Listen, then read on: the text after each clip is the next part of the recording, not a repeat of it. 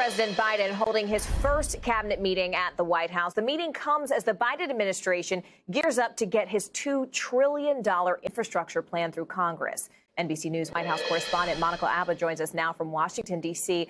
Monica, let's talk more about the American Jobs Plan, because we know that's the main focus of today's meeting. But what else did the Biden cabinet discuss?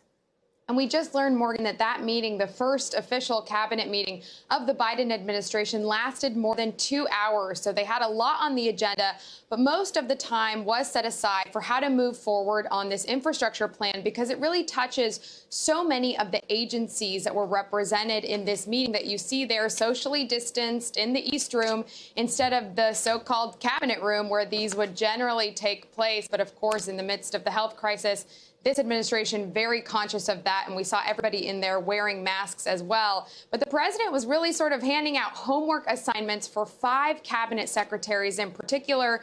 That's transportation, energy, commerce, labor, and HUD. And he wants them to be the ones really as the point people reaching out to members of Congress to try to sell this infrastructure plan and also try to get a sense of what the American public most like about the proposal. Take a listen to how President Biden framed this and what he wants to get back from his cabinet secretaries in the coming weeks. Today, I'm announcing that I'm asking 5 cabinet members to take special responsibility to explain the plan to the American public.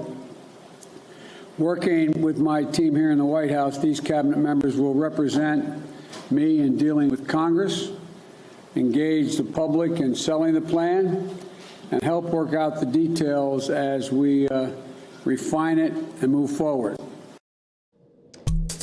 Now, Morgan, this cabinet meeting was very different than what we were accustomed to seeing under former President Trump, where those cabinet gatherings sometimes lasted an hour or longer, where he would want cameras in there documenting his own officials, heaping praise on him, fawning over him. That is not at all anything of the sort that we saw today. In fact, none of the cabinet officials spoke on camera. It was just the president offering those very brief remarks, thanking the press, and then saying, hi, we need to get back to work, and we're going to do that behind closed doors. A stark change. And it's interesting you described sort of these homework assignments. Let's talk a little bit about bipartisan support, because, you know, the White House will have to win over Republicans to get infrastructure passed. In fact, let's take a listen for a second to what Transportation Secretary Pete Buttigieg said on MSNBC just this morning.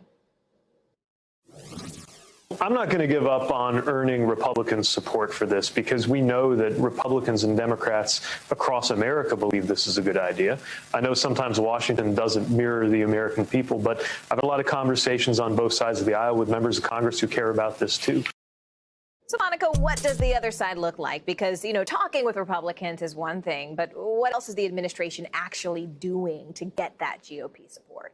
And President Biden said, just like with his COVID relief bill, he is happy to invite Republicans to the White House, to the Oval Office, to have these face-to-face meetings and discussions about maybe where they can find common ground. But we all remember what happened just a few short weeks ago. There weren't any Republicans who got on board with that American Rescue Plan. In the end, Democrats were able to pass it through a process known as budget reconciliation, which didn't require any GOP votes. So now the White House is saying, again, at the outset, we're going to try to get Republicans on board by asking them for their ideas as well, and seeing if maybe they have other proposals, and seeing if they can come to some sort of compromise. So a slightly different approach, Morgan, than what we saw in terms of trying to get relief to the American people so immediately when it comes to the pandemic. And let's switch gears for a moment, Monica. Just before I let you go, I want to talk about Vice President Harris for a moment, because she's launching a new public education campaign on COVID-19 today with the Surgeon General. What exactly is the goal, and how are they planning to get that message out there?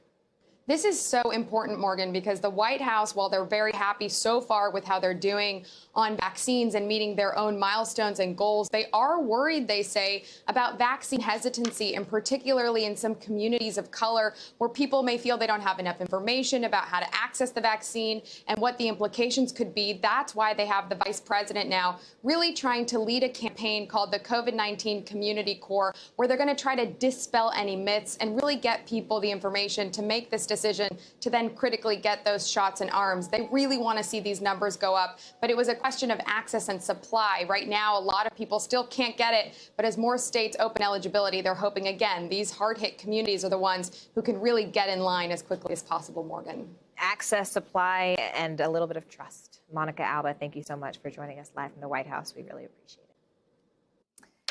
Hey, NBC News viewers, thanks for checking out our YouTube channel. Subscribe by clicking on that button down here and click on any of the videos over here to watch the latest interviews, show highlights, and digital exclusives. Thanks for watching.